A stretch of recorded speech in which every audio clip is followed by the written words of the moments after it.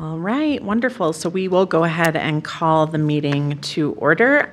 We are missing Vice President Abita, but we do have the rest of our members here, so we have plenty of a quorum. So we'll call to order and do the Pledge of Allegiance and the salute to the New Mexico flag.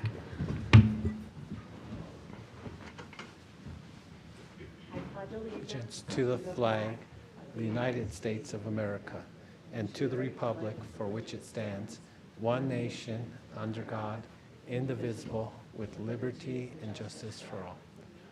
Uno federal, la bandera de los Estados Unidos de América y la república que representa una nación bajo Dios, indivisible, con libertad para todos. Salute the flag, state of New Mexico, the Z is symbol of perfect friendship among united cultures. Saludo la bandera de los Estados Unidos de México, el símbolo de amistad perfecta entre culturas unidas. And now we'll move to the acknowledgement of tribal land. We acknowledge that our Board of Education is taking place on occupied indigenous land. We acknowledge the Kipapa lands and other tribal lands on which we stand. We honor people past, present, and future. We acknowledge the history of ongoing colonization in New Mexico and in our country. We acknowledge our own place in the story of colonization. Great, and now we'll move to approval of the agenda. Superintendent, are there any changes to the agenda? Good evening, Board President Anderson, members of the board. No changes this evening. Okay, great. Is there a motion to approve the I agenda? move approval of the agenda. I'll second. Great, all those in favor say aye. Aye. Any opposed or otherwise? Okay, great, we have an approved agenda. And now, great. Okay, now I would like to move us into executive session where we're going to be discussing collective bargaining and discussion of acquisition of real property, et cetera. Threatened or pending legislation, and that's it. Litigation, yeah. Litigation, sorry. Sorry, you're fine. And just to note, I will be recusing myself from one of the items in executive session. Okay. All right, so I'll second the motion. great. All those in favor say aye. Aye. Any opposed or otherwise? Okay, great.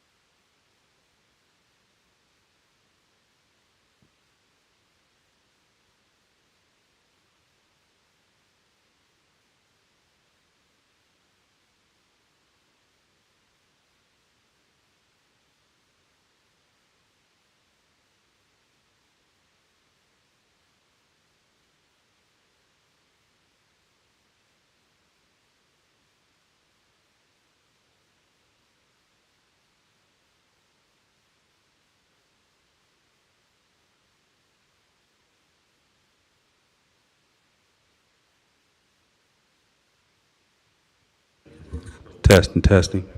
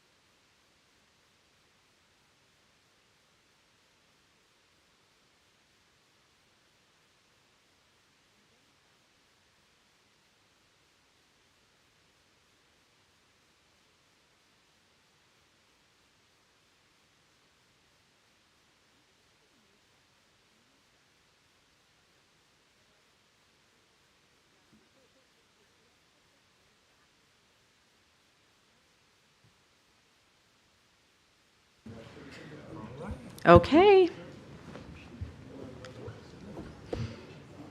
We're ready to come back. Okay, I'd like to move us out of executive session where we discuss collective bargaining and discuss purchase and acquisition of disposal of real property and threatened or pending litigation, and no action was taken. I'll second. All those in favor, please say aye. Aye. Any opposed or otherwise? Okay, great. Now we move to introduction of the interpreter. Superintendent? Thank you, Board President Anderson. Please provide introductions. Deputy Superintendent Romero. Thank you. Para asistencia de traducción en español, el señor Huerta te ayudará. Okay, thank you. And now we'll move to public forum. Superintendent? Thank you, Board President Anderson, members of the board. Taking us through public forum tonight is our brand-new Public Information Officer, Mr. Joe Abeta. Hola. Well, first, is there anybody here that wants to participate in public forum tonight? We didn't have a sign-up sheet there, so that's why I was asking them. Okay, No, nobody that submitted anything through email tonight either, so it sounds like we have nobody for public forum. Okay, great. Going once, going twice. This is your chance. All right. Now President Anderson? Yes. Can I just say welcome to our new PIO? Welcome. Yes, All right, very absolutely. We're exciting. so excited. What a wonderful PIO we have. Oh, thank you. All right. Now we'll move to our union update. Thank you, Board President Anderson, members of the board. I see our new union president in the audience. So I'm going to make introductions. I see 4 of them. I know all their names and their titles, so I'm going to go through them real quick. And it's up to you if you wanted to make any comments, anybody from your team, and then we can move on. So if you could stand up and then wave to the Board of Education. Our incoming NEA Santa Fe president, Ms. Alana Cartier. There she is. Our incoming vice president, Deborah Anaya. Our outgoing vice president, Ms. Vivian Roybal. And our incoming employee rights chair, Ms. Jamie Torres. Would any of you like to make any comments tonight? You can, you don't have to. I know we're going to have some union items a little later as far as negotiations, so it's completely up to you guys. Thank you. Wonderful. Thank you so much. And now we move to board announcements and follow-up. Do any board members have any announcements? Okay, I have an announcement. So I would like to announce that today is my last Board of Education meeting with Santa Fe Public Schools. And I'm only slightly emotional about it. So I will be tendering my resignation, my formal resignation from the board in July, so that the board can accept my resignation at the next board meeting on July 25th. The reason that I'm leaving has nothing to do with my time on the Board of Education. I've been accepted to Seminary of the Southwest in Austin, Texas, and my family and I will be relocating at the beginning of August. I'll be attending seminary to pursue a call to the priesthood in the Episcopal Church. It was a process that I thought would take 3 to 5 years, but which moved very quickly. So here we are. So since this is my last board meeting, and I currently get to hold the floor and turn my microphone on, I thought I'd use the opportunity to say a few things that I would have said over the course of the next year and a half, but I'll condense into just a few minutes. So the public schools have shaped who I am. During a very difficult childhood, school was the one thing I could count on for routine and support. My first real job was as an educational assistant in an alternative placement classroom with students who needed lots of support and who got that support from public school educators and staff. My children have been in Santa Fe Public Schools since the moment they were eligible, and I've gotten to know educators across the district through my children. I joined the PTA and the Superintendent's Equity and Diversity Council in 2018 when my oldest child was a kindergartner. And I think that's probably the slippery slope that led me to the Board of Education. So just a warning to all of those out there who get involved in the PTA or their school SAC, there is a slippery slope to the Board of Education.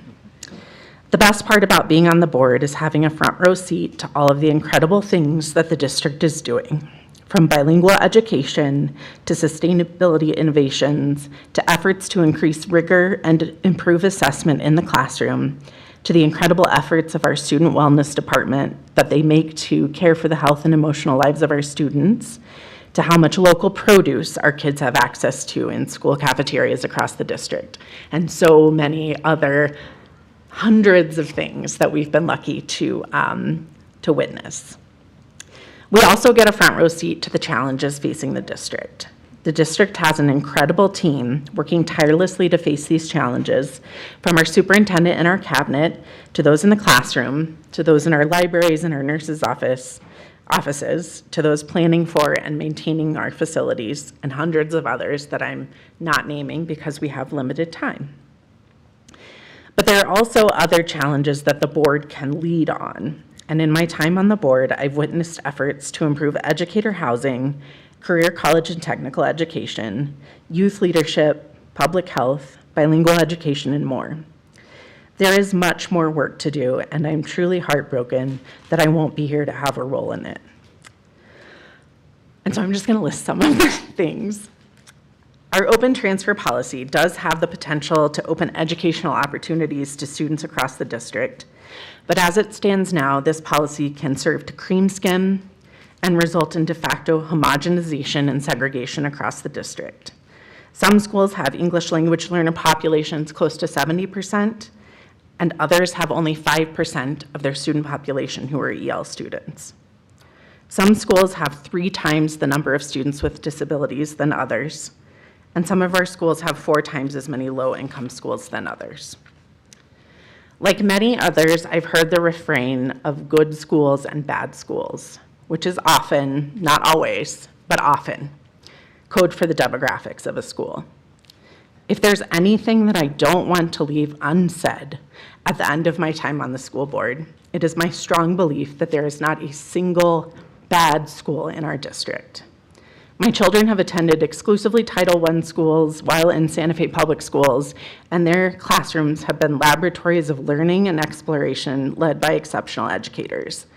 Children are innate learners and will rise to any occasion so long as we ensure their basic needs are met and they have the support they need.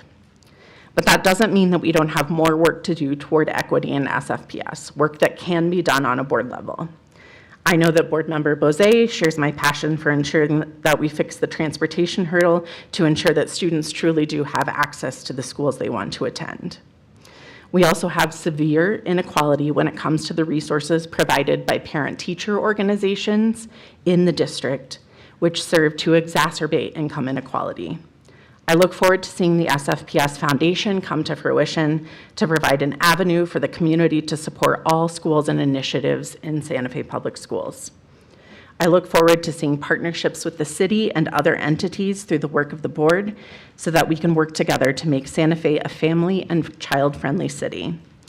And I look forward to seeing the innovative affordable housing initiatives brought forward to ensure that our teachers can afford to live in the communities they serve. I've been incredibly lucky to serve with smart, hardworking, and insightful fellow board members who may not always agree, though we often do, but who maintain professionalism and collaboration always. There is so much work beyond my imagination that this board can do to move Santa Fe Public Schools forward. And now I'll go back to my pre-board member hobby of watching board meetings on YouTube. I'm deeply sad to be stepping down from the board, but I'm so heartened that Santa Fe Public Schools is in such good hands. Thank you all from the bottom of my heart for all that you have taught me. Many thanks to our superintendent for his diligent work to improve the district, to the cabinet and the district leadership for always answering all of my questions, and I think there were probably thousands, to the educators and staff members who make this district run, and to the families who trust all of us to care and educate your children. I cannot overstate what an honor it has been to serve on the Santa Fe Public Schools Board of Education. Oh my gosh, I'm so upset about this, but I have to go be a priest, so. Great, that's all I had to say. Anyone else have any announcements or follow-up? President Anderson, Yes, Board Member Bozay. I just wanted to wish you the very best on your future endeavors. Thank you, I appreciate it. All right, so moving on, yes, sorry. Board Member Noble. I also want to say thank you for all your work, and, you know, I don't know if there was blood, but I know there's been sweat and tears in the Santa Fe Public Schools, so thank you for everything you've done to make this system better. Thanks. Yes. Secretary. President. Yes. It's hard to say that for the last time. I huh? know. No, I really appreciate you. We started out and emerged together and got here together. Yep. And you've done a great job, and I really enjoyed working with you. Thanks, I appreciate it. Likewise. It's been, like I said, it's been such an honor to serve with you guys, and I've learned so much from you.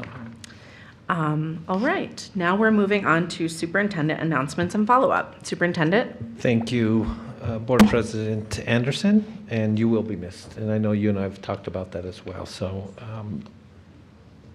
we wish you luck as well. Yeah, again, I want to welcome Mr. Joe Abeta as our new Communications Director and PIO. As many of you on the board know, you've known him for many years. He has broadcast our meetings since 2008. Is that correct, Joe? Yep, 2008. You know, and if you've seen social media, he has put his skills to work immediately. He is cranking out videos. He is providing a lot of updates. And again, you can see all of our videos on YouTube, our social media. You know, he's acknowledged our summer camps such as go-kart, summer food programs, work-based learning. You know, in addition, he already recorded his first podcast with Sonia Gunter on registration. So again, we're trying to get ahead of the game, and you know, he's a welcome addition. He is great to have in the building. And again, want to say welcome. Thank you for joining us. We appreciate you, Joe. In other staff changes we've announced through social media and our news bulletin, Felisa Sena as the new assistant superintendent, taking the place of Carl Morano, who is leaving to become superintendent in Tucumcari, New Mexico, July 1. And if I remember correctly, Felicia belongs also to the Pohuaque Pueblo. And she's been with the district 25 years. So again, it's a welcome addition to the district team. Taking over at Ortiz Middle School is Bill Bilbo, who comes to us from Bernalillo Public Schools, where he served as assistant principal of Santo Domingo Elementary and Middle Schools. We've also announced Jessica Garcia as the new principal at Amy Bill Community School, where she actually taught for 8 years before becoming assistant principal at Piñon Elementary. She is taking the place of Felicia Torres, who is on a 1-year leave of absence. So if Mr. Morano wouldn't have left and Felicia Torres would have stayed, we would not have been hiring any principals this year, which is, you know, a remarkable accomplishment. In news that we received, the Santa Fe Public Schools Early Childhood Center was notified on Monday, June 17th, that it's been assigned a 5-star level from the Early Childhood Education and Care Department, State of New Mexico. This is the highest star rating that a system could have. The higher the star level, the higher the level of quality. This also means that the center will now receive the highest reimbursement rates. We send congratulations to the ECC staff for its recognition and hard work, but also to NEA Santa Fe, who was a big part of getting that off the ground. So again, want to recognize NEA Santa Fe and outgoing President Grace Mayer. On Tuesday, June 18th, Dr. Gonzalez will like a few of these updates. Our leadership team met, both cabinets, met to discuss artificial intelligence, including its appropriate use in the workplace and classrooms. It was a great beginning conversation that will continue in July with the cabinet. At the meeting, we explored the abilities of ChatGPT and what AI could mean for Santa Fe Public Schools district-wide. Dr. Neil Weaver and his team are in the midst of preparing AI recommendations and considerations, which we're excited to share with the board at a future date. And again, I thought it was very important that district staff went through this training first so we could be able to provide guidance to our site staff. In an all-time first, our summer program, as you guys may have read, all summer programs are serving more than 5,000 Santa Fe Public School students, just reaching under 50% of our entire enrollment. The program includes free summer program offerings, work-based learning opportunities, structured literacy, and summer athletic conditioning. The summer program alone is reaching over 4,400 students at 13 sites. We have over 100 Santa Fe Public School students participating in summer internships, over 250 students participating in the New Mexico Public Education Department Structured Literacy program, and of course we have over 200 students participating in summer programming. In addition to Mr. Weaver's work on AI, he was notified on May 24th of his selection to the district administration's inaugural Top 100 Education Influencer list, and that is a national recognition, not just a local. This prestigious recognition is a testament to his profound impact and unwavering dedication to the field of education. The publication provides K-12 education news for school districts, including the latest developments in EdTech, staffing, leadership, analysis, and thought leadership. And due to this recognition, the district was nominated to present at the National Superintendents Association. So we'll see if that is accepted or not. We did think we were going to be able to publish graduation rates. The data was embargoed for a few more weeks, so once that is released, we will notify the community and also you guys. And just to recap lastly, we did announce our school calendar, and just going over some of the dates. We are bringing kids back on the 9th of August. The last day of school is the 22nd of May. It includes 175 school days, a full week of students for Thanksgiving off, a full week off for students and staff for Thanksgiving break, November 25th through the 29th. Winter break will start on December 23rd. Students returning to school on the 7th of January. Students will be released for spring break on March 24th through the 28th. And that does conclude my updates and announcements. Anyone have anything for the superintendent? Yes, Board Member Noble. Thank you. I want to say three things. I think first and foremost, the summer program is amazing, and congratulations to you, Superintendent, and everyone in the district and community who's worked on this.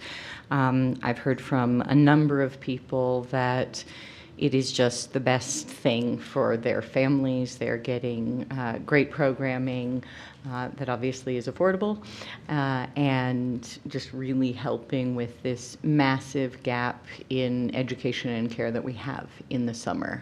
Somebody even said to me that Superintendent Chavez's huge legacy is this summer program, but I think it really is just exceptional, and we need to pay attention to everything that goes on in that and what's being achieved there, because it's very innovative, it's very helpful, and it's good for kids. Maybe we can even work on, the learning loss that we tend to see through the summer. I also want to say a big congratulations on 5 stars. I had no doubt and appreciate that that's there, and it certainly does make a difference when the child care assistance rates come in at the 5-star level, so that's great to hear. And I also just want to say congratulations to Dr. Weaver, that's impressive, and again, to welcome Joe Abeta. I, of course, had the pleasure of working with Joe at the City of Santa Fe for many years, and think that we are very lucky to have him. Great. And I just wanted to add to the summer programming, I have 3 kids in the Native American Student Services summer programming right now. It's been absolutely incredible. Field trips, cultural instruction. They get to hang out with other Native kids. There are 2 other Choctaw kids, which is pretty exciting. And the staff is exceptional. and they're reading and they're talking about math. And I really think it's a great thing to stem learning loss. And also, like, you know, my kids don't get to hang out with 40 other Native kids very often. So it's just, I think, a truly exceptional program. And I've heard from all of the other folks participating in other summer programs that it's outstanding. And this could be an opportunity for us when we have our legislative breakfast to point out work-based learning and summer programming funding, right? It is costly, and the more students that we serve in both programs, which you know, continues to grow, the cost continues to grow. So, you know, maybe that's something we think about, because work-based learning, internships is an economic driver and developing for our own community, but also, to your point, Board Member Noble, I think our summer program is addressing that learning loss, and if we're patient, we will see better outcomes at the end of the day. Agreed, and thank you for all of that information. So now we will move to our action items. We'll move to item A, the Santa Fe Federation of Public School Employees and Santa Fe Public Schools 2024 CBA ratification. Superintendent? Thank you, Board President Anderson, members of the board. Our first action item A, is negotiations with the Santa Fe Federation of School Employees. Santa Fe Federation President David O'Gain could not be here tonight, but we did have lead negotiator in the room, our Executive Director of Operations, Mr. Gabe Romero. This was very straightforward. It was really just looking at the 3% mandated raises by the state of New Mexico. And so that was accepted by the Federation. So we do ask for acceptance and approval of negotiations with the Santa Fe Federation. Thank you, Superintendent. Are there any questions or comments? Okay, you want to move, sorry. I'll move approval of the Santa Fe Federation of School Employees and Santa Fe Public Schools 2024 CBA ratification. I'll second. All those in favor, please say aye. Aye. Any opposed or otherwise? Okay, great. Now we'll move to item B, the NEA of Santa Fe and Santa Fe Public Schools Collective Bargaining 2024-2025. Thank you, Board President Anderson, members of the board. With us, taking us through an overview tonight, is our lead negotiator with NEA Santa Fe, Deputy Superintendent Vanessa Romero, and we are having our Public Relations Chair and our incoming President also providing us with a summary, and it looks like Ms. Roybal is going to join them as well. Please. Thank you, President Anderson, members of the board, Superintendent Chavez. We come tonight for your acceptance and approval of changes in the collective bargaining unit between the Santa Fe Public Schools and the union. And we provided just a summary of these changes. I'll go through them quickly, but if Jamie or Ms. Roybal want to pipe in, they can sure share, or if you have questions. All employees represented by NEA Santa Fe will receive the 3% for the 24-25 school year. Our 9-month employees will have 175 instructional days in their contract, with a total of 182 days on their contract for professional development throughout the year. Our digital learning coaches and our early childhood center, their contracts are 196 days, and that also includes time for professional development and preparation. We had changes in Article 15, class size. This past school year, pre-K was at 20. We moved it to 18. Weighted class size, we increased the number of students within a regular ed setting to 10 from 8. And our ancillary staff, we've also increased the number of students that they would be supporting, and our ancillary staff includes physical therapy, occupational therapy, speech therapy, and that increase is approximately 2 additional students to their caseloads. And then in Article 29, special education, there was some language in there about teachers, special education teachers receiving stipends, and we made this specific for those with endorsements in high school to help support kids graduate to 1,500. And then in our Appendix C, there were a couple of changes. We've always had these stipends for TESOL and bilingual teachers, but now we're including ancillary staff, which again is occupational therapy, speech therapy, physical therapy. Our peer mentor stipend moving from 6 stipends to 12 at a rate of 1,500. And then, of course, we have our longevity stipend for paraprofessionals and library aides, that at 20 years, they receive a stipend from their 20-year on. And then we have 5 MOUs that we've had this past school year, and those MOUs are faculty staff meetings. In the CBA, it talks about every month a school site could have 20 staff meetings, or I'm sorry, 2 staff meetings a month, which is about 20 a year. We're sticking to the MOU and the agreement of 13 during this upcoming school year. We also have an MOU regarding teachers using a provisional license. So for instance, if a level 3 teacher, regular ed setting, decides that they want to move into pre-K or special education, and that is an alternative license until they complete all the classes, we're guaranteeing that that teacher would still get paid as a level 3. We are continuing with our positive behavior program and the stipends that are attached to that. We, this past year, had our program at several sites at Sweeney and at Ortiz. The teachers will still receive that additional stipend for supporting the behavior program.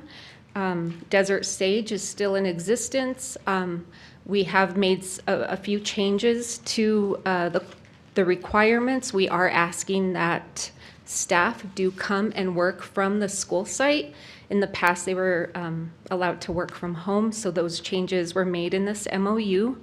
And an additional memo on inclement weather for all staff not at a school site, that they report to work by 10 o'clock, or with permission from their supervisor, they have that opportunity to work at home or take annual or personal leave.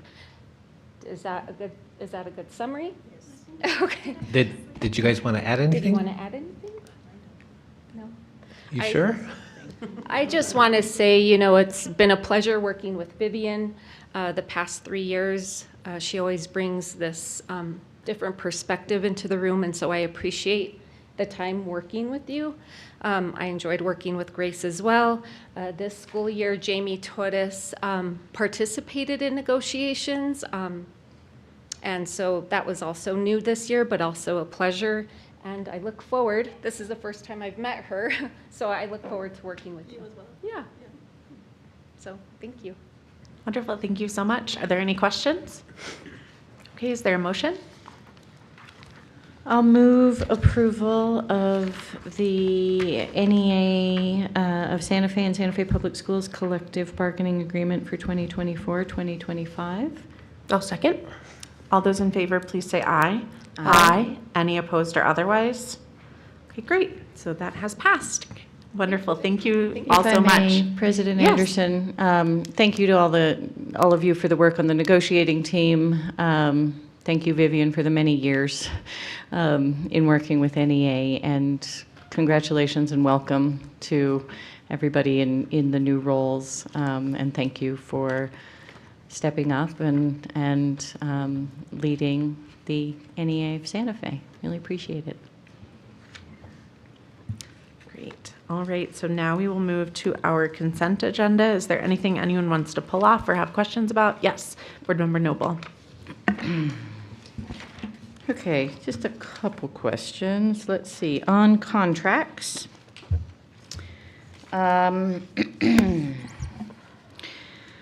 Superintendent, we have quite a few contracts here that appear to be under our they are under special ed department for different therapies, even nursing services, speech language pathologists, physical therapy, that sort of thing. These are contracts, and I guess my question is, Do we need them, given what we went through previously with NEA? Right. As well as with, obviously, the special ed department on the contract for the work that was going to be housed at Aspen? And great question. These contracts are just to open a PO to start the school year, just in case we need them. I've given a very direct message to our special ed department to start to try to bring these services in-house, continue to try to hire. As you guys know, my goal and objective is to try to bring as many services in-house as possible. For example, our safety aids. I've also talked to our safety department about some of the items listed under safety and security as well, and possibly bringing those in-house. So we're hoping to continue to add to our workforce, add to NEA's membership, because they would fall under the bargaining agreement. So at this point, though, I'm hoping not to use those. I'm hoping to close those. But we do need to open up a PO just in case we need these services to start the school year. As you know, Board Member Noble, we don't want to find another audit finding if we're not having a PO in place prior to services rendered. So these are all of these, for the most part, contracts that are listed tonight are opening contacts for the upcoming school year. There are a couple to finish out this fiscal year, but my goal, our goal as a district, I know it's your goal as a school board, is to bring these services in-house. Okay, thank you very much. I appreciate, and maybe we can ask our friends at NEA and everywhere to help us recruit people into these jobs.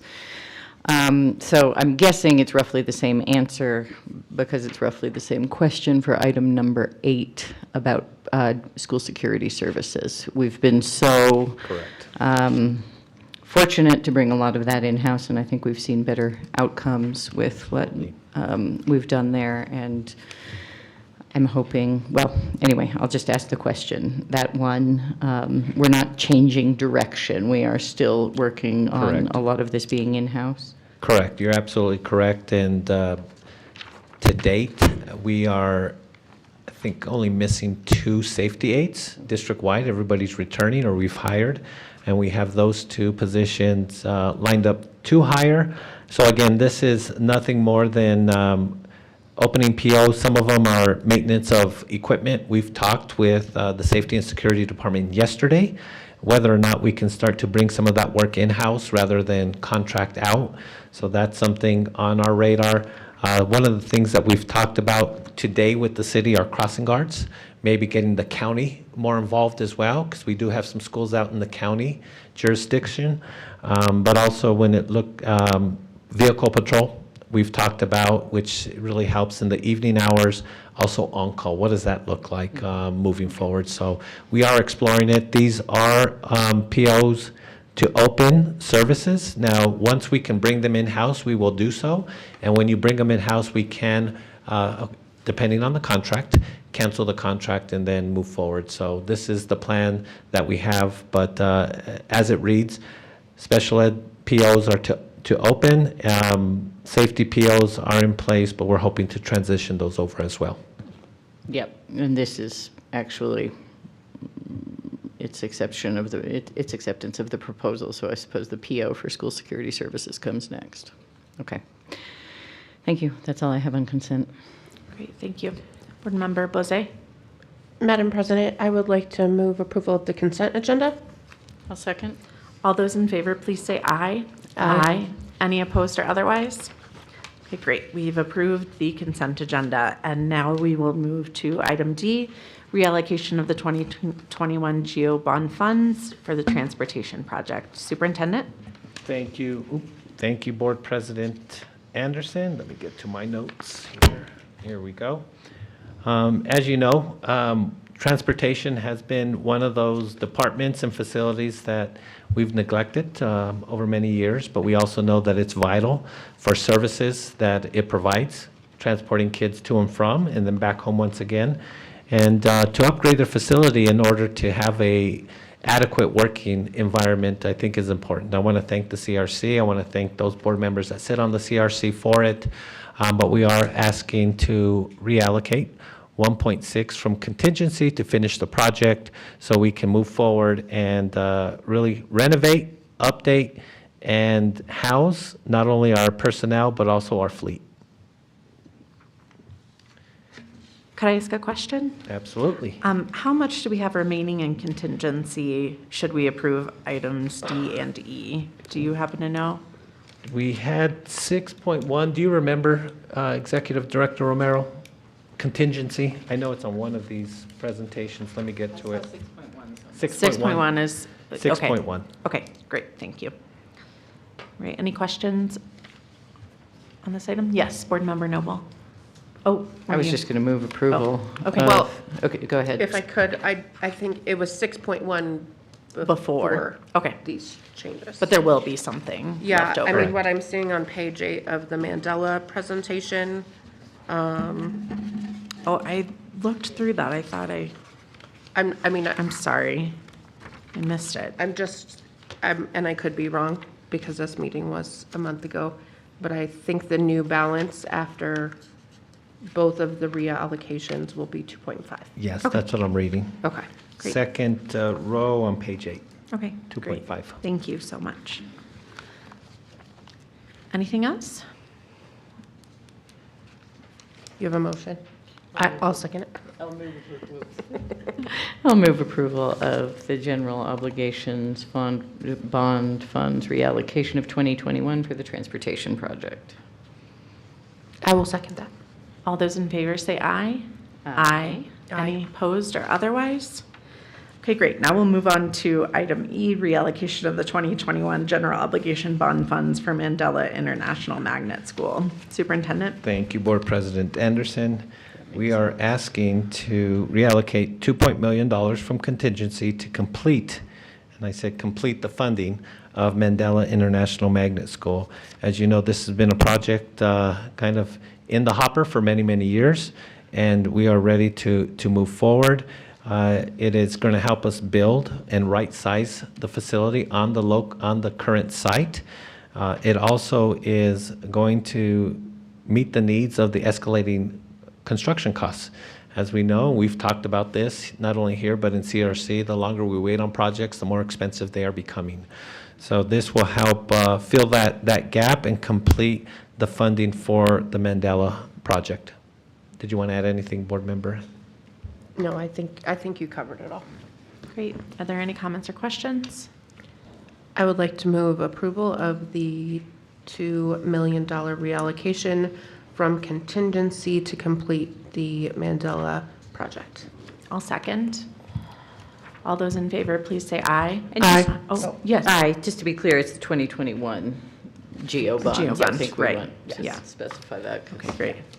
So all in favor, say aye. Aye. Any opposed or otherwise? Okay, great. Now we'll move to item F, Resolution 2023-2024-9, request for retirement and disposal of technology equipment. Superintendent? Thank you, Board President Anderson, members of the board. As you well know by now, we bring forward a resolution to retire or dispose technology equipment. This question's always asked, what about the hard drives and memory? Those are disposed and removed separately. And so we are asking to be able to move forward with this. And as you can see, these items have been erased from the hard drives, disposed and destruction of the hard drives. So this is, we're asking for approval to move forward with disposal and retirement of technology equipment that has expired. President Anderson? Yes. I would like to move approval for the resolution to retire and dispose of technology equipment. Second. Great. Before we move to a vote, I just noted that there was a computer that someone removed all of the screws from, and that's why we have to dispose of it. And I just think that's a particularly interesting thing to do to a Chromebook. All those in favor, please say aye. Aye. Any opposed or otherwise? Okay, we'll move on. And I didn't say aye, but I vote in favor. All right, we'll move to resolution, item G, Resolution 2024-2025-1, Open Meetings Act. Thank you, Board President Anderson. Just bringing this forward at the end of every fiscal year, aligns perfectly. And in accordance with Board Policy 105, bringing forward that we will comply with the Open Meetings Act. Again, it does list that we are meeting on the second and fourth Tuesday of every month. We will post an agenda with 72 hours notice. that we will only talk about specific items in the executive session, and that emergency meetings, again, will be noted appropriately. So again, this is just to be acknowledged and be in compliance with the Open Meetings Act. Superintendent, I have a question. How far in advance do we notice that we're changing a board meeting date, and how do we do that? So that's the next item. We're Oh, okay. setting the calendar, and then you guys can change it at the meeting that we're currently at. You can change it if something comes up, as many times somebody may be sick. So we do also notice it properly, that we did change something. All that does go out through social media accounts. We post it on our doors. We make sure it's on our website. So we do also make sure that we comply with the Open Meetings Act whenever we make any changes. Okay, great, thanks. Board Member Noble. And on that point, I think the point is we can't meet unless we've told the community 72 hours in Correct. advance. And then all the channels, we can not meet with less notice than 72 hours, because if we all get sick, we just can't. Can't. But we can't meet without that notice. Got it. All right, is there any more discussion? I'll move approval of item G, resolution 2024-2025-1 Open Meetings Act. I'll second. All those in favor, please say aye. Aye. Any opposed or otherwise? Great, now we'll move to item H, 2024-2025 Board of Education meeting calendar. Superintendent? Thank you, Board President Anderson. Again, to be in accordance with Board Policy 105, we do need to discuss at the first regular scheduled meeting in June our annual meeting calendar. So on the back, you will see it still follows our same pattern, second and fourth Thursday of every month. Our first meeting in the new school year or fiscal year is in July 25th. Again, we can create new meetings, we can adjust them, but according to Board Member Noble, she is absolutely correct. We just have to properly notice it within a certain time frame. So we do have tentative study sessions, sub-finance committees, which we've talked about. So those are listed as well. And with proper notice, we can either add, delete, or change. So we ask for acceptance and approval. Great, any questions? President Yes. Anderson, I just wanted to note before we accept this, it looks like there might be a typo on the 8/8 date for the tentative executive session. Everything else says 4:30 and that one says 5:30. Oh, okay. I don't know if that matters, but otherwise, I move approval. I'll second. All those in favor, please say aye. Aye. Any opposed or otherwise? Great, now we move on to item I, school year 2024-2025 board committee representatives. Yes, thank you. You can talk about it. Okay, great. So this item differs from the next item, how? President Anderson, so basically, there are two items. The first item, item I, is about which board members sit on the audit committee in Right, CRC.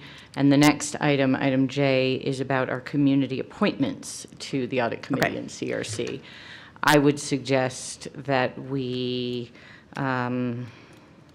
need to postpone both these items. I mean, I guess, and I don't know, sorry, if Board Member Bose or if you have committee representatives, but I'd prefer, given your news tonight and other things, to talk about the board committee representatives with Vice President Abeyta and Secretary Gonzalez here. And personally, I'm not ready on the community committee appointments either.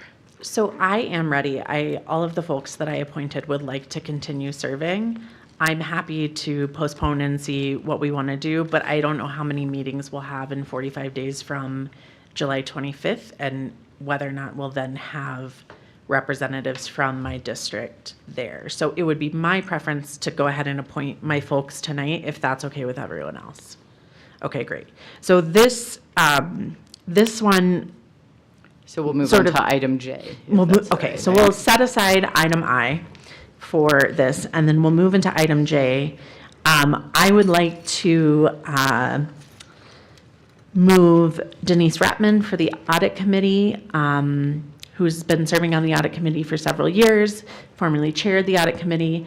I think Board Member Noble can attest to her acuity, her skill, her insight, and I think that she'll be a great Audit Committee member, and I'm happy that she agreed to continue serving. So I'd like to move approval of Denise Ratman to the Audit Committee. Do we need to vote? I'll Yeah. second, Okay. and she's wonderful, and we can't do it without her. All those in favor, please say aye. Aye. Any opposed or otherwise? Okay, great. And for the Community Review Committee, I would like to move reappointment of Hannah Patrick, who is the representative who's not in my district. She is a teacher at both E.J. Martinez and Nava. She has a particular interest in spatial justice, which I think is very important for the CRC.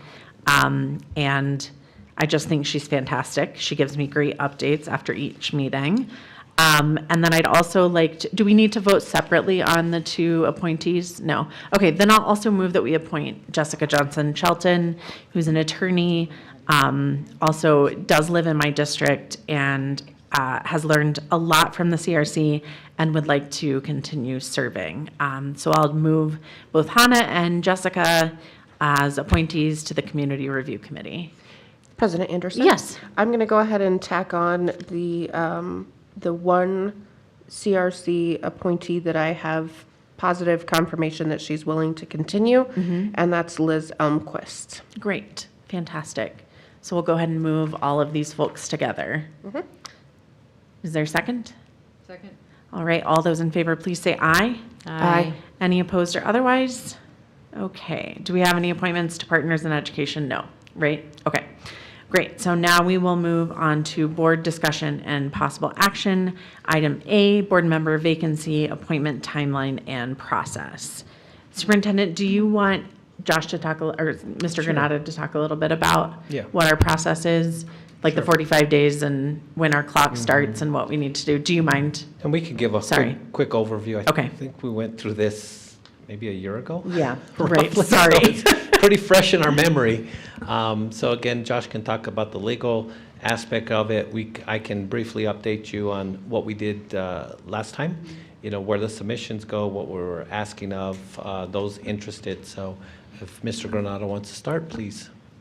Good evening, Board President Anderson, board members. As the superintendent indicated, once there's a board vacancy, the board has 45 days from that vacancy in order to replace the board member. And if that doesn't happen within the 45 days, then the governor has the opportunity to appoint a member.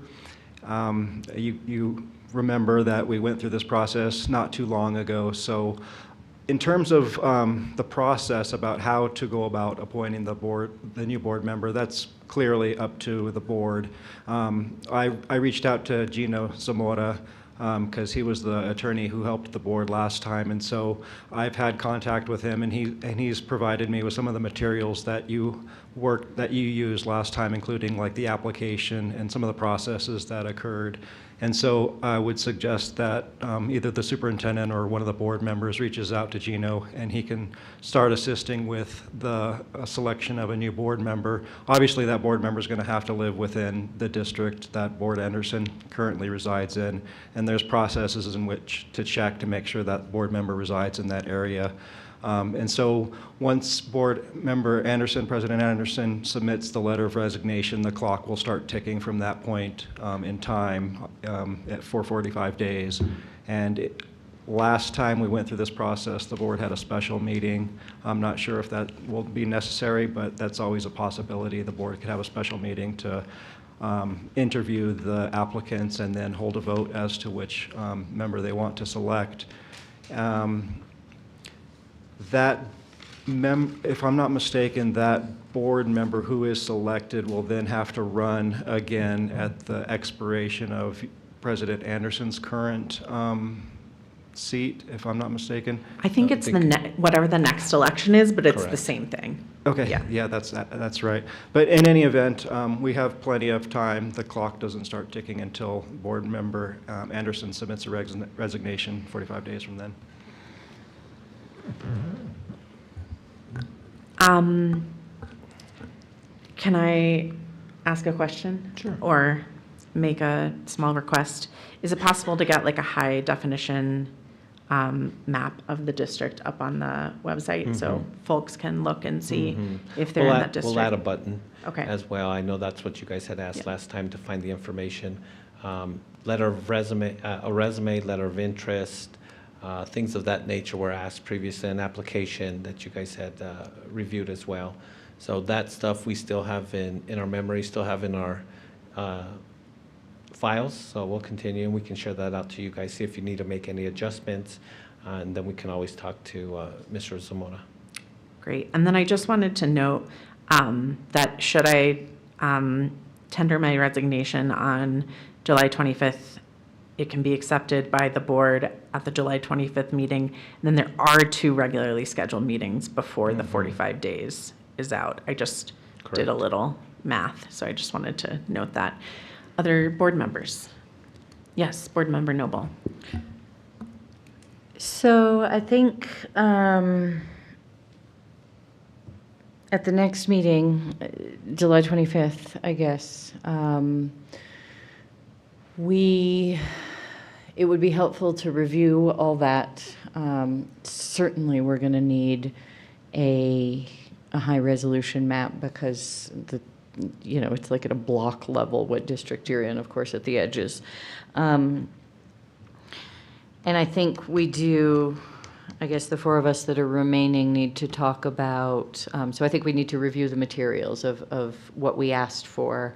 I think it was pretty good when we most recently appointed Vice President Abeta before he was elected. I think it was pretty good then. There was a heavy emphasis on will you run for re-election or will you run for election? Will you run for the seat? And so I think I'd like us to talk about if we want that, if there's anything else we want to emphasize. Ultimately, I guess my preference, having done this a number of times now, is that we do either, and Superintendent, I think this will be sort of dependent on you, allocate one of the 2 regular meetings within the 45 days or call a special meeting so that we can, and the community can hear from anyone who is interested in being appointed to the position. And then there's always a question as to when exactly they take their seat, if we vote them in at that moment, and do they then, step up here and start voting on items. So we'll work through that timing with Mr. Granada and Mr. Zamora. But ultimately, I think a map is very helpful for the community. I would suggest that we, do what we've done in the past, which is an open process with clarity on what we're asking for.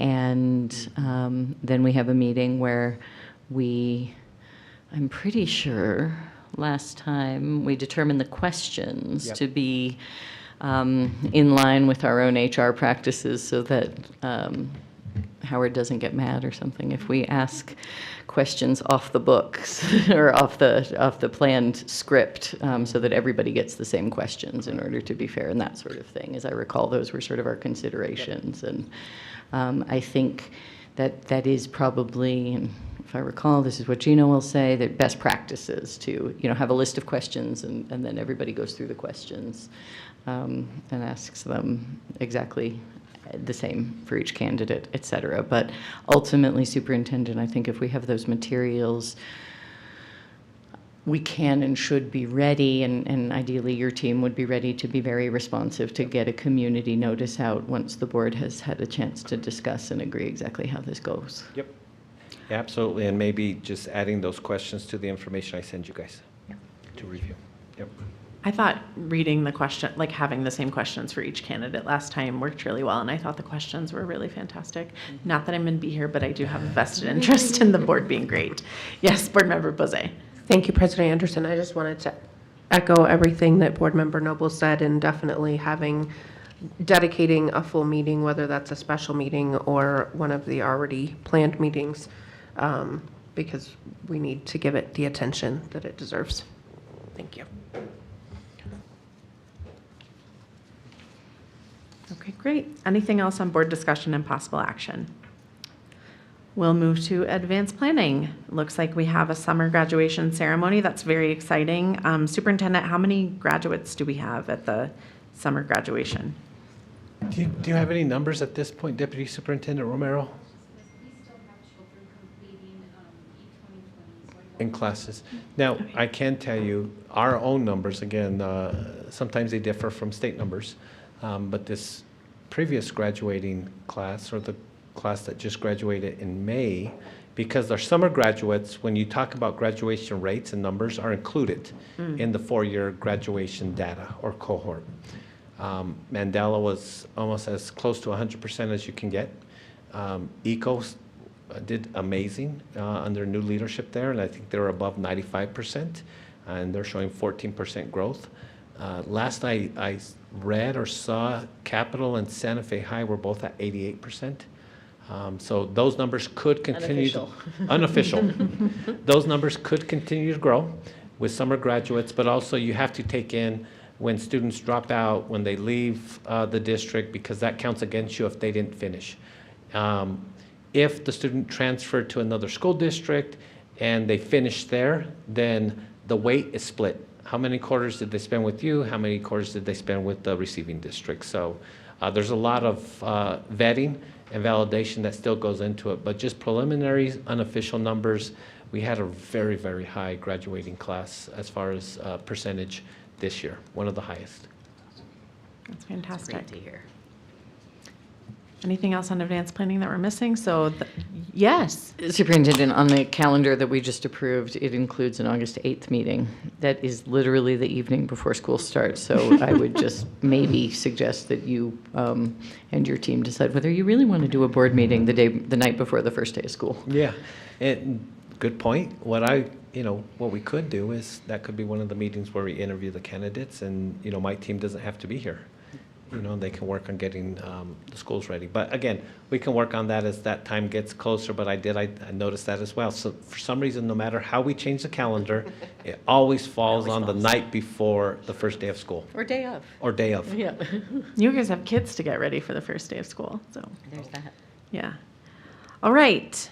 So now we're adjourning. I have not gotten to use the gavel all this entire time, so I'm going to adjourn us with the gavel if that's okay. So we're adjourned.